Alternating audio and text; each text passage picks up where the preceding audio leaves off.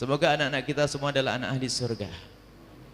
Kami sampaikan kepada yang tidak punya anak, wahai hamba yang tidak punya anak, wahai hamba yang tidak dikarunia anak oleh Allah, maka ketahuilah sungguh anda yang tidak punya anak, anda tidak akan masuk neraka gara-gara anak. Anda yang tidak punya anak tidak usah bersedih. Menuju surga bisa merawat anaknya orang lain, mengabdi kepada suami, baik kepada istri. Hei yang punya anak, ketahuilah anda tidak akan masuk neraka gara-gara anak, karena anda tidak punya anak. Tapi mereka, ada banyak orang yang punya anak terjerumus ke neraka jahanam gara-gara anak. Kenapa? Karena anaknya tidak dikenalkan kepada Allah. Karena anaknya tidak dikenalkan kepada Allah, terlena sang orang tua, kasih sayangnya tidak serius, kasih sayangnya jangka pendek, kasih sayang tidak disertai dengan kesadaran akalnya, hanya hawa nafsunya. Kalau disertai kesadaran akalnya dibarengi dengan keimanannya, nggak akan mungkin mendidik dengan cara seperti itu. Itu dia yang mendidik anaknya untuk sukses di dunia, tapi tidak pernah dipikirkan kesuksesan di akhirat. Dia itu biarpun tidak berucap dengan lesannya, akan tapi perilakunya berkata begini, wahai anakku, yang penting kau sukses di dunia, setelah itu kau masuk neraka juga gak apa-apa. Untuk berucap dengan lesan tidak ada. Orang tua yang berucap dengan lesannya seperti ini tidak ada, tapi perilaku orang tua banyak yang seperti ini, memikirkan kesuksesan dunia anaknya, tapi tidak pernah berpikir kesuksesan akhiratnya. Anak anda boleh jadi dokter, bahkan anak anda boleh jadi presiden, anak anda boleh menjadi pengusaha terkaya di dunia, akan tapi dialah yang ahli sujud, yang di tengah malam dia sering menitikkan air mata penyesalan. Itulah anak anda yang wajahnya selalu basah dengan air wudu. Itulah anak anda yang tidak berani mengambil yang haram. Indah seorang dokter yang takut haram, seorang dokter yang khusyuk di saat membaca Al-Quran. Bahkan mungkin anak anda adalah seorang presiden yang sangat adil, yang sangat bijak, yang sangat dekat kepada Allah. Itulah anak anda. Selain itu bukan anak anda. Dia akan anak yang tidak benar. Orang tua yang salah dalam mendidik anaknya akan tersendat-sendat perjalanannya menuju surga. Anaknya akan menjeratnya, akan menghalangi langkahnya menuju surga dan berkata, ya Allah, hentikan orang ini dari langkahnya menuju surga. Lalu ditanya, apa urusanmu? Karena dia rajin ibadah, kalau bicara ke masjid dia nomor satu, bicara kebaikan, puasa tidak pernah putus, dia baik, tapi dia membiarkanku, tidak pernah kenal engkau ya Allah. Terhenti langkah orang tua, dicebur ke neraka jahanam. Mumpung belum terlambat wahai hamba terkasih, mumpung belum terlambat, pandang anak-anak anda saat ini. Di mana mereka? Untuk menjadi insinyur bukan dilarang, bahkan kita perlu insinyur-insinyur yang hebat, yang tulus, yang takut kepada Allah, agar bangunan itu kekar nanti dan benar, bisa menyelamat, bisa aman buat yang ada di dalamnya. Anak-anak anda bisa jadi seorang dokter yang jujur, sehingga serius, tulus dalam mengobati pasien. Anak anda bisa menjadi pejabat-pejabat yang adil dan jujur, tidak akan culas, tidak akan makan harta negara. Anak anda bisa menjadi pengusaha yang takut haram, sehingga bisnisnya halal, penuh berkah. Itulah anak-anak anda. Hadirkan saat ini, biarpun seandainya ada di antara yang hadir saat ini mempunyai anak yang sangat bejat, jauh dari kebenaran, jauh dari Allah, akan tapi Tuhannya adalah Allah yang pernah membawa Sayyidina Umar bin Khattab dalam kesesatan yang jauh menjadi hidayah, pembela Rasulullah, yang telah menyelamatkan, yang telah membawa Khalid bin Walid yang menghancurkan kaum muslimin saat itu menjadi pembela Islam yang sejati. Anak anda tidak sampai sejahat Sayyidina Khalid sebelum masuk Islam, anak anda tidak seburuk Sayyidina Umar sebelum masuk Islam. Anak anda hanya seperti itu. Maka husnudzon kepada Allah malam ini. Nanti kita menghadap kepada Allah. Siapapun anda yang punya anak seperti apapun, hadapkan malam ini kepada Allah. Jangan ragu dengan Allah. Jangan ragu kepada Allah. Bahkan kalau seandainya kita berandai-andai kalau yang tidak baik, tidak sesungguhnya.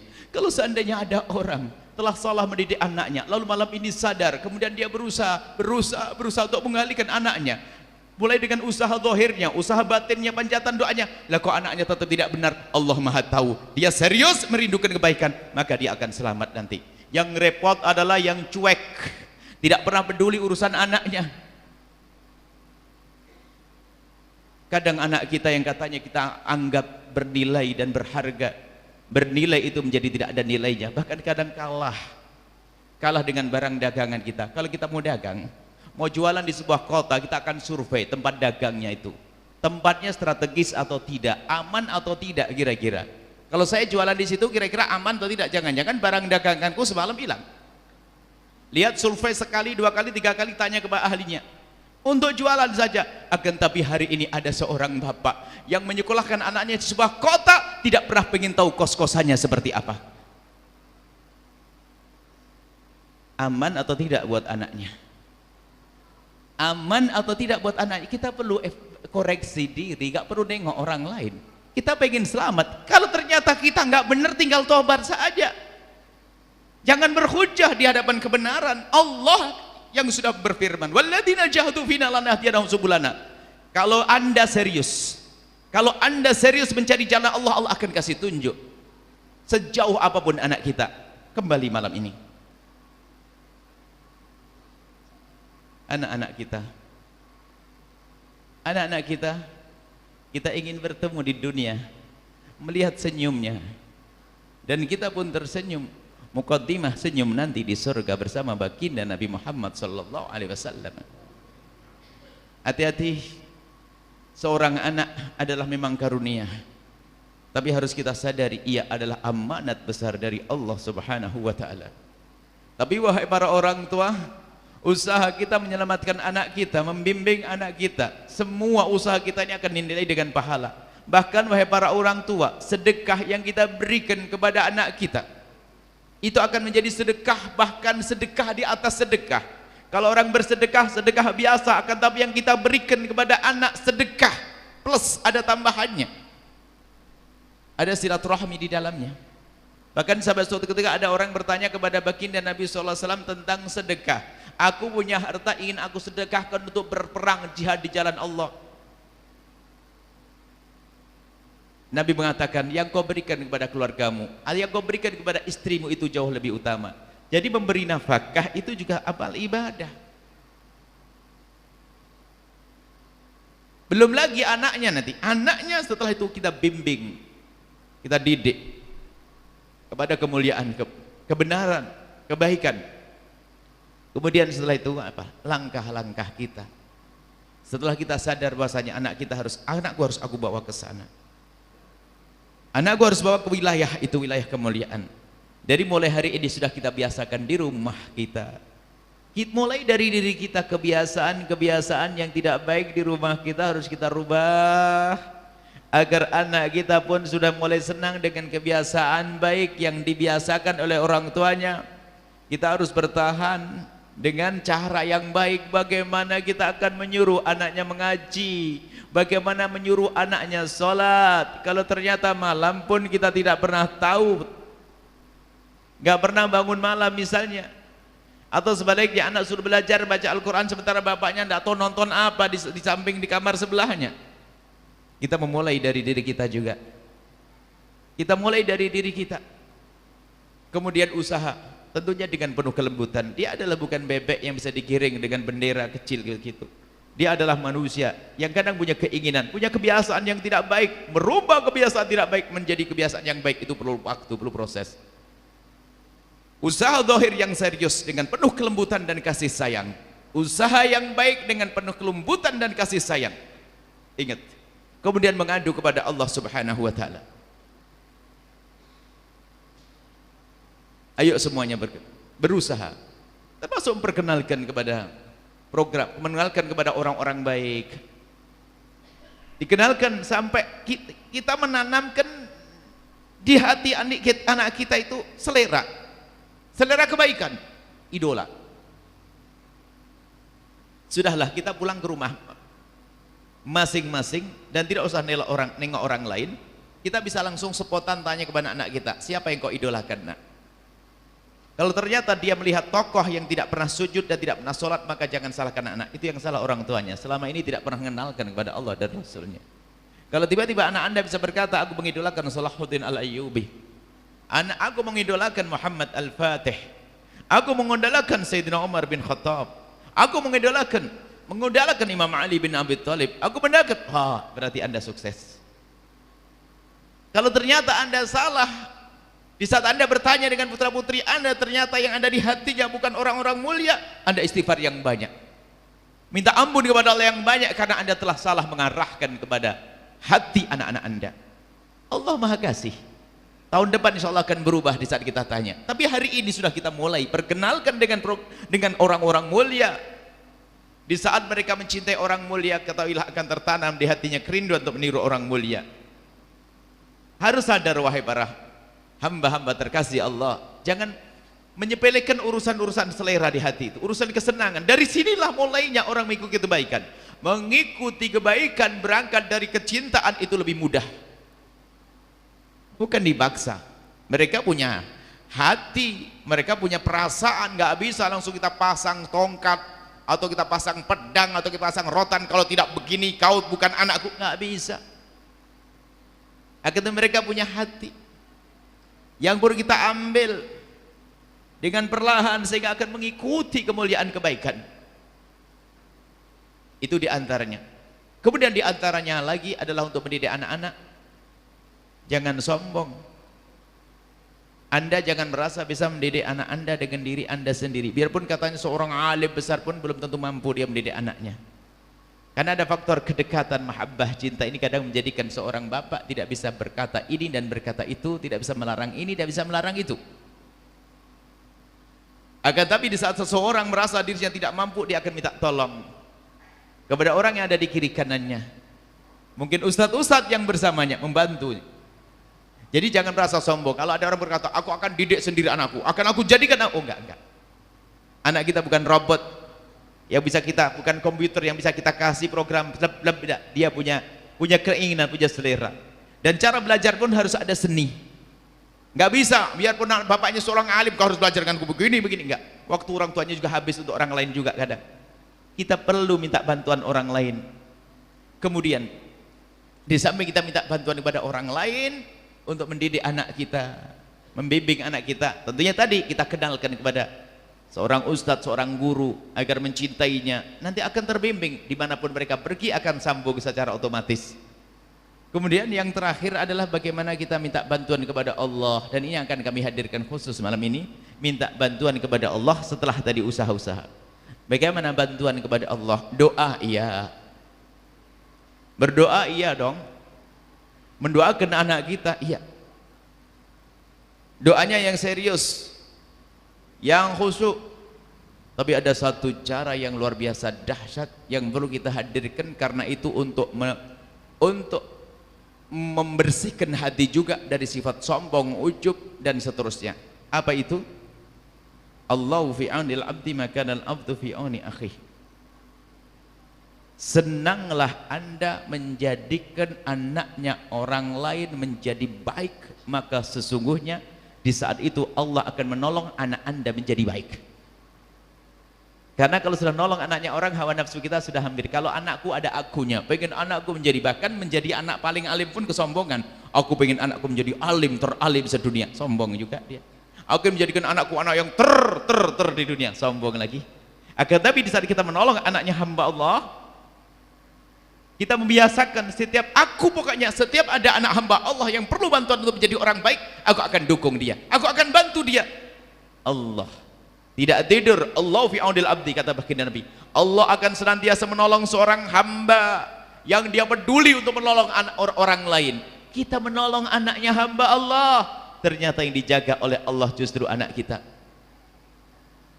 Ada orang egois, pengen anaknya pintar sendiri, pengen anaknya hebat sendiri. Biarpun katanya urusan agama, sombong. Mungkin karena dia punya duit, anakku bisa aku sekolahkan, bisa aku undangkan guru tahfidz, kemudian aku guru ini, aku bisa kirim ke luar negeri dengan duit saya. Tapi kalau kita tidak peduli untuk menyelamatkan anaknya orang, bisa jadi dia menjadi seorang alim, alimnya alim Abu Jahal, bukan rindu kebaikan, bukan mengajak orang lain kepada kebaikan, hanya ingin menjadi orang yang paling hebat. sombong yang dibesarkan, untuk menjadi ana khairun minhu, madhabnya iblis yang mengatakan aku lebih bagus daripada Adam. Hati-hati. Maka ini kemudian kita mengurusi anaknya orang ini adalah juga untuk menyelamatkan, untuk menata urusan kita dengan orang tua kita misalnya. Banyak ini manfaatnya. Maka kami akan di malam ini, malam berapa? 25? 27 sudah, Masya Allah, cepat sekali. Makanya ada 10 harinya ditambah 10 hari lagi. Masya Allah, malam 27. Kemarin kita membahas bagaimana kita dengan orang tua. Mungkin ada di antara kita yang sudah tidak menemui orang tuanya, ingin berbakti. Kami hadirkan di penghujung renungan kita untuk berbuat baik pada orang tua. Di antaranya adalah potong rizki Anda dan kirimkan pada orang tua Anda melalui masjid-masjid seperti ini. Anda kirim ke masjid atau pondok pesantren. Kalau Anda misalnya menitipkan rizki Anda, memotong rizki Anda untuk pembangunan pondok pesantren misalnya, untuk ngayomi santri, sebanyak santri yang sholat di dalamnya, sebanyak santri yang belajar, pahalanya mengalir kepada Anda dan mengalir kepada orang tua Anda. Itulah cara bekti. Kalau Anda ikut bergabung dalam program-program semacam ini, maka ketahuilah bahwasanya Allah akan menolong anak-anak Anda. Kami akan sampaikan program di sini. Dan ingat, siapapun jangan terpesona dengan program kami lalu meninggalkan program lama. Kami tidak seperti itu. Jika ada di antara yang hadir di sini yang sudah biasa bergabung dengan para ustadz-ustadz, para guru-guru mulia, teruskan perjuangan Anda dengan guru tersebut. Itu yang akan menghantarkan Anda kepada Allah. Akan tapi kami menyerukan program di sini adalah kalau Anda ingin bergabung, itu namanya bonus. Sebab berbuat baik tidak boleh dengan hawa nafsu. Ada orang sebelumnya sudah bergabung dengan guru yang baik hanya karena hawa nafsu, terpesona dengan promo atau dengan seruan yang baru, lalu guru yang pertama ditinggalkan. Itu bukan sebuah kemuliaan. Itu namanya su'ul adab. Dan kami tidak merebut Anda yang biasa jadi donatur seorang ustadz dari beliau, tidak. Akan kami kukuhkan, teruskan kepada beliau. Sebab seruan semacam ini bahaya juga.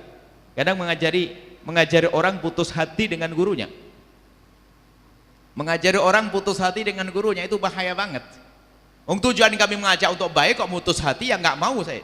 Yang sudah biasa dengan guru-guru di kampungnya, seriuslah. Biarpun kelihatannya guru kampung, tidak pernah kelihatan di televisi, nggak terkenal, ketahuilah dia penghantar Anda kepada surga. Serius kepada beliau-beliau di kampung-kampung.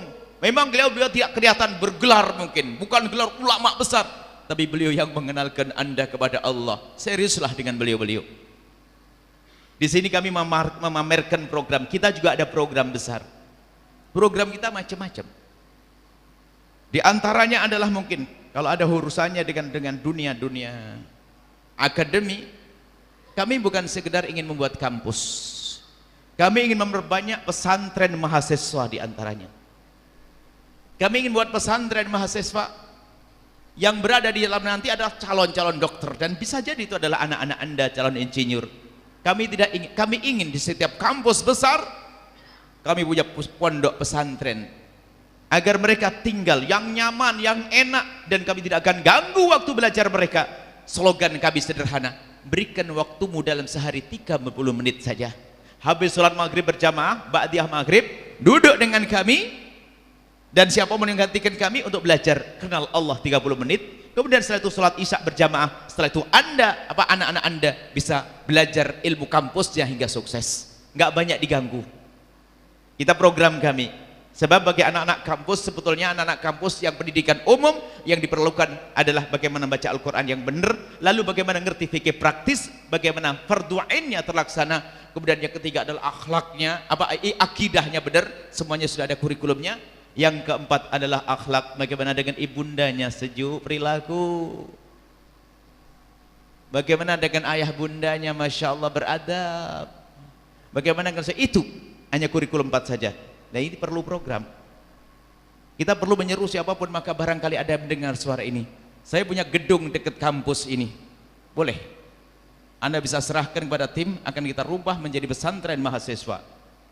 Karena Anda rindu kemuliaan, tiba-tiba muridnya adalah anak Anda calon dokter yang soleh itu. Bahkan mungkin calon pejabat yang soleh itu. Kita rindu di antaranya program pesantren mahasiswa. Sudah ada banyak pesantren, alhamdulillah banyak, akan tapi masih kurang banyak. Sebab kami berprasangka baik bahwasanya negara ini akan diurusi anak-anak yang biasa di kampus. Jangan disepelekan kampus ini, melajari ilmu dengan berbagai macam disiplin ilmu. Untuk melestarikan semesta ini, ja'ilun fil ardi khalifah, untuk melestarikan semesta ini tidak cukup dengan ilmu agama saja. Tapi harus dengan ilmu-ilmu tadi, ilmu fardu kifayah, ilmu iktisad ekonomi, ilmu kedokteran dan seterusnya. Akan tapi yang memiliki ilmu orang yang ahli sujud, yang wajahnya selalu basah dengan air wudu, itulah anak-anak Anda. Husnudzan itu adalah anak-anak Anda. Husnudzan itu adalah anak-anak Anda. Amin. Jangan sampai kita punya anak sukses di dunia tapi ujungnya adalah sengsara di akhirat. Kemudian program yang lainnya adalah dakwah. Iya, kita ada media-media dakwah. Siapapun yang punya keahlian dalam media dakwah, ayo bergabung. Zakat waktu Anda, zakat ilmu Anda untuk media-media dakwah, karena dengan media dakwah ini ilmu akan tersebar biarpun saya sudah lelap tidur. Kayak televisi semacam ini, lihat, kita bisa menjangkau ribuan orang jauh di sana, bahkan besok diputar lagi, akan didengar lagi. Kita media-media dakwah harus kita perbanyak, mulai dari televisi, radio dan lainnya.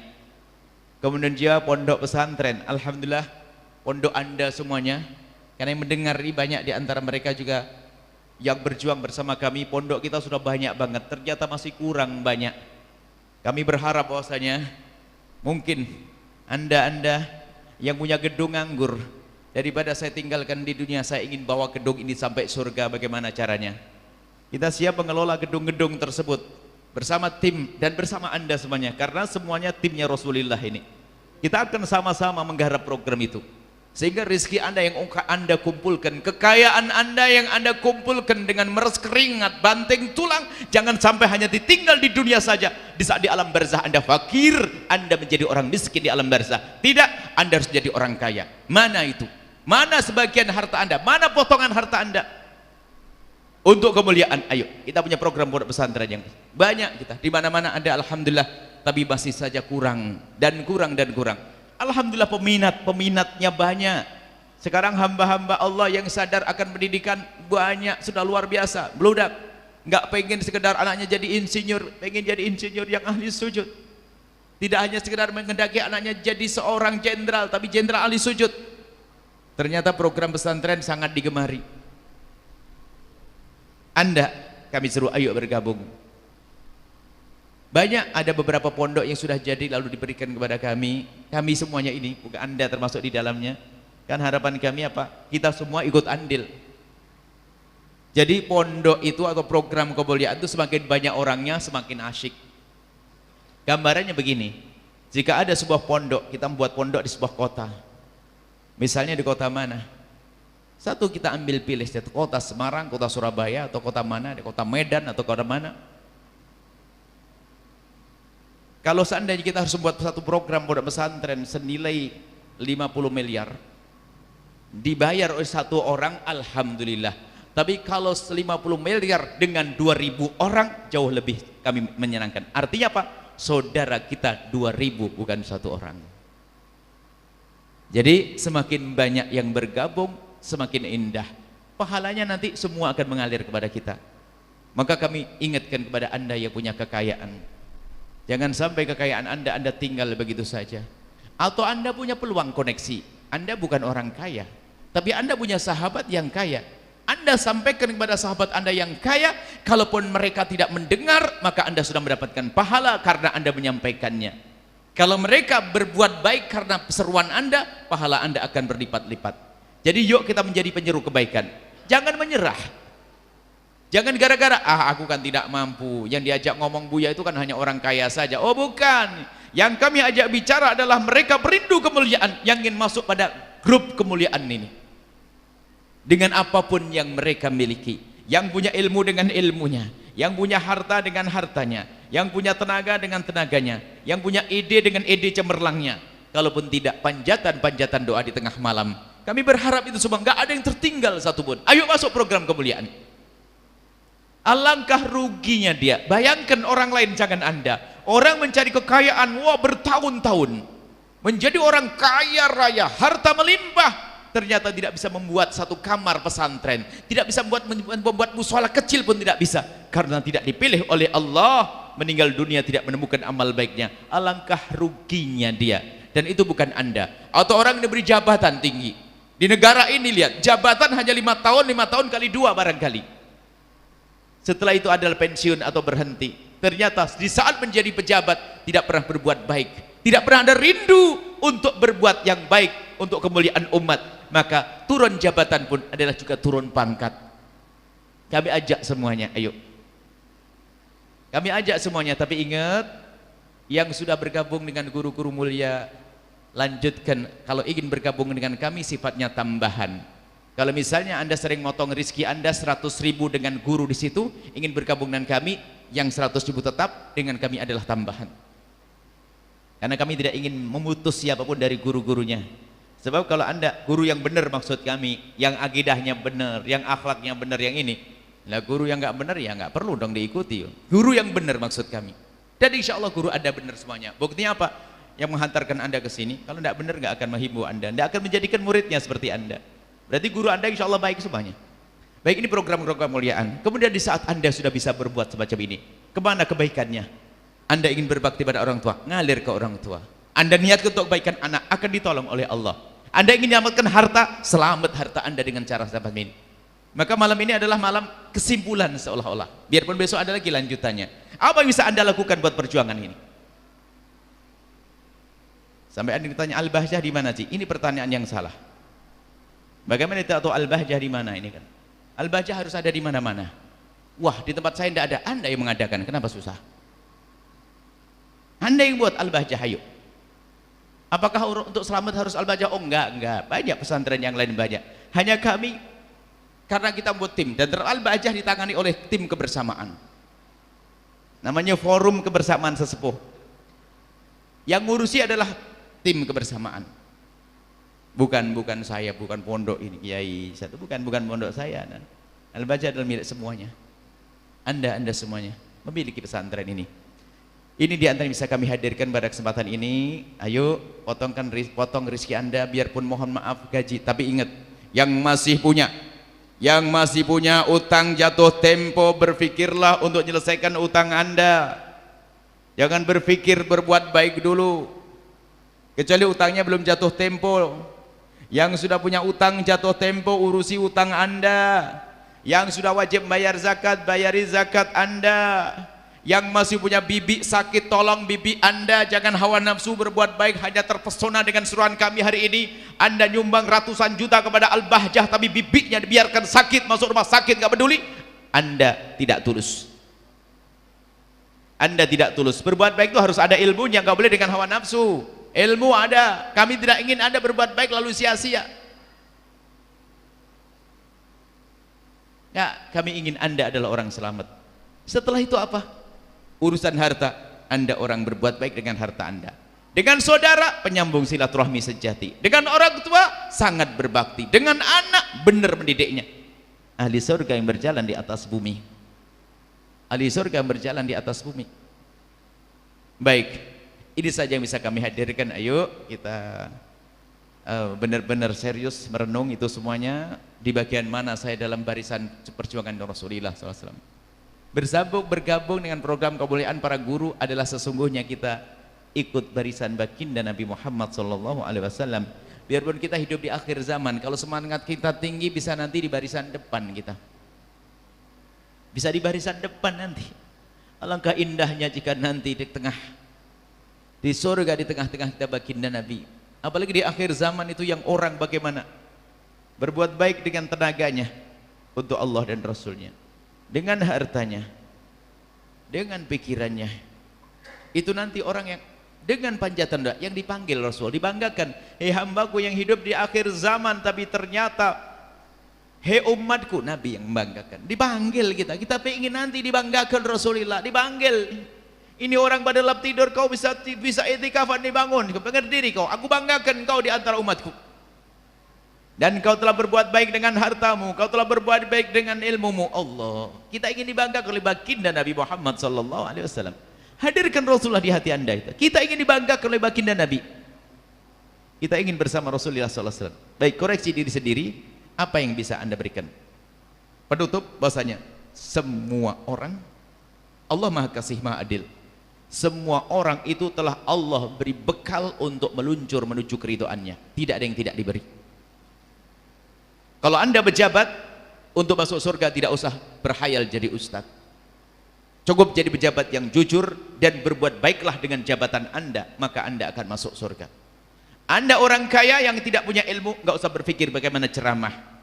Anda bisa dengan harta Anda masuk surga dengan masuk program ceramahnya Ustadz. Anda yang punya ilmu dunia, jangan meremehkan ilmu itu lalu Anda katakan itu tidak bisa menghantarkan ke surga. Tidak, ilmu dunia Anda gunakan untuk jalan Allah dan Rasulnya, Anda akan masuk surga. Anda seorang pengusaha kaya raya, Anda bisa masuk surga dengan kekayaan Anda. Maksudnya apa? Semua orang itu telah Allah kasih pintu menuju surga. Ada yang berkata, aku fakir. Anda masih punya lesan kok. Aku fakir, nggak punya apa-apa. Aku fakir yang bodoh. Tapi Anda tidak bodoh karena Anda dengar majelis ini. Baik, aku orang fakir, bagaimana? Anda bisa dengan lesan Anda mengajak orang lain.